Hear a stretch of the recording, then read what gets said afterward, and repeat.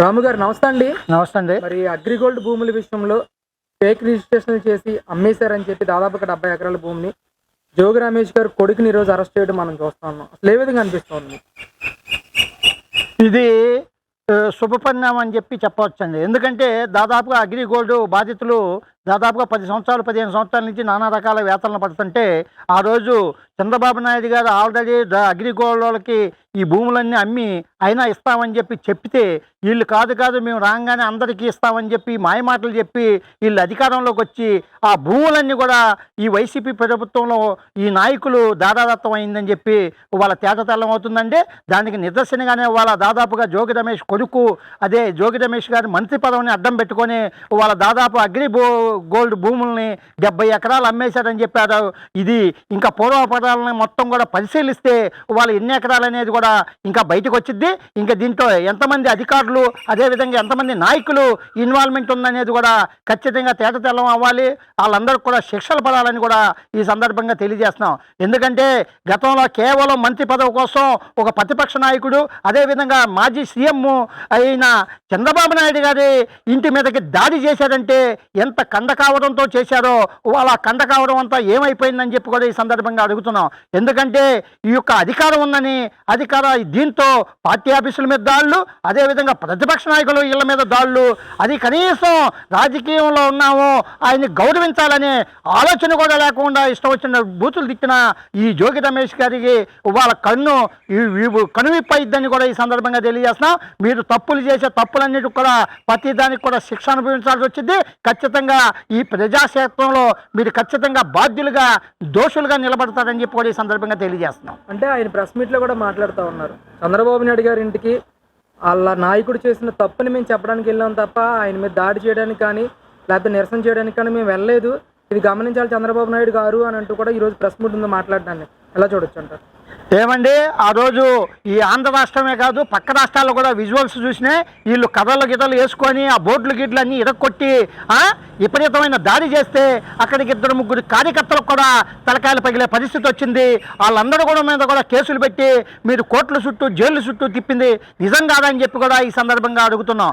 ఎందుకంటే మీరు ప్రతిపక్ష నాయకుడికి మీరు అధికారంలో ఉండి ప్రతిపక్ష నాయకుడికి మెమోరాండానికి వచ్చారంటే ఈ చెబితే ఇంటానికి రాష్ట్రం పిచ్చోళ్ళు కాదు రాష్ట్ర ప్రజలని చెప్పి కూడా ఈ సందర్భంగా తెలియజేస్తాం. ఖచ్చితంగా మీరు అధికార బలంతో అదేవిధంగా మంత్రి పదం వచ్చిద్దనే ఆశతో మీరు ఆ రోజు దాడి చేశారే తప్ప ఏ రకమైన ఇది లేదని చెప్పి కూడా దుడిబుద్ధితో చేశారు కాబట్టి ఆ దుడిబుద్ధి వాళ్ళు మీకు తేటతెల్లం అయిద్దని కూడా ఈ సందర్భంగా తెలియజేస్తున్నాం. అంటే ఈ అగ్రికల్చర్ భూముల విషయంలో ఇప్పటికే అక్కడ గ్రామ రెవెన్యూ ఆఫీసర్ని కానీ అలాగే అక్కడ సంబంధించిన కొంతమంది అధికారులను కూడా సస్పెండ్ చేస్తూ గవర్నమెంట్ ఒక జీవోని కూడా రిలీజ్ చేస్తుంది. అసలు ఇందులో ఇంకా ఎంత అవకతవకలు జరిగే అవకాశం ఉంటుందంటారు? ఇంకా ఎలాంటి మార్పులు జరుగుతాయి అంటారు ఈ కేసుల విషయంలో? ఈ వైసీపీ ప్రభుత్వం అనేదే ఒక ఏది దాసుకో అనే దానికి సిద్ధాంతానికి అనుగుణంగా ఈ వైసీపీ పార్టీ పుట్టిందండి. దాంట్లో భాగంగానే వాళ్ళ అధినాయకుడు కూడా అనేక రకాల కేసులు అనేక రకాల ఈ చీటింగ్ ఆటల్లో ఉన్నారు. వాళ్ళ ఒకటొకటి వెలుగు చూస్తుంటే వాళ్ళ మందు కానీ అది కానీ ఇసుక్ కానీ అదేవిధంగా మైనింగ్ కానీ చూస్తే వాళ్ళ అధికారులు ఎవరైతే ఆ ప్రభుత్వాలని ఆ నాయకుల్ని అండగాసుకొని ఎదవీగారో వాళ్ళందరూ కూడా మూల్యం చెల్లించాల్సిన రోజు అతి దగ్గరలో ఉంది. దానికి నిదర్శనగానే వాళ్ళ ఎంఆర్ఓ కానీ అదేవిధంగా ఫీల్డ్ ఆఫీసర్ కానీ కొంతమంది సస్పెండ్ అయ్యారు. భవిష్యత్తులో మరింతమంది కటకటాలు శ్రీకృష్ణ జన్మస్థానానికి వెళ్ళి కటకటాలు లెక్కాల్సిన పరిస్థితి ఈ వైసీపీ ప్రభుత్వాన్ని అదేవిధంగా వాళ్ళని నమ్ముకున్నందుకు ఇది గతి అని చెప్పి కూడా ఈ సందర్భంగా తెలియజేస్తున్నాం. అంటే జోగి రమేష్ అంటా ఉన్నారు రాష్ట్రంలో రెడ్ బుక్ రాజ్యాంగం కొనసాగుతుందని చెప్పి, ఏంటి దీనిపై మీ కామెంట్ ఏంటండి? రెడ్ బుక్ అనేది నిజంగా తప్పు చేసిన వాళ్ళకి రెడ్ బుక్ అంటే లేకపోతే అది ఒక భగవద్గీతతో సమానం అని చెప్పి కూడా ఈ సందర్భంగా తెలియజేస్తున్నాం. దాంట్లో నువ్వు నిజంగానే తప్పు చేస్తే ఖచ్చితంగా దానికి శిక్షార్హుడు అవుతావు. దాంట్లో నిదర్శనే వాళ్ళు ఈ శిక్షార్హుడు మేము ఎక్కడ కూడా ఉద్దేశపూర్వకంగా మీలాగా అదే మీ ప్రభుత్వం లాగా ఉద్దేశపూర్వకంగా నోటికాడ అన్నం తీసేసే పరిస్థితి అయితే ఈ తెలుగుదేశం పార్టీకి కానీ ఉమ్మడి అభ్యర్థులకు కానీ ఏ ఒక్కరికి లేదు. చట్టం తన పని తాను చేసుకుపోతూ ఉండిద్ది. మీరు చేసిన తప్పులకే దండన పడిద్దని కూడా ఈ సందర్భంగా తెలియజేస్తున్నాం. అంటే సార్ ముఖ్యంగా ప్రజా దర్బార్లు నిర్వహిస్తూ ఉన్నారు లోకేష్ గారు కానీ చంద్రబాబు నాయుడు గారు కానీ టీడీపీ నాయకులు కానీ కేంద్ర కార్యాలయంలో ఎక్కువ మోతాదులో భూ ఆక్రమణల కేసులే చూస్తా ఉన్నాం. అర్జీలు ఇచ్చే వాళ్ళందరూ కూడా అసలు ఎలా అనిపిస్తుంది? గత 5 ఏళ్ల పాలన ఎలా సాగిందంటారు? ఎంత భూమి మేర ఈ విధంగా చేశారంటారు? దోపిడీకి ఈ లూటీలకి నిదర్శన ఈ వైసీపీ పార్టీ అండి.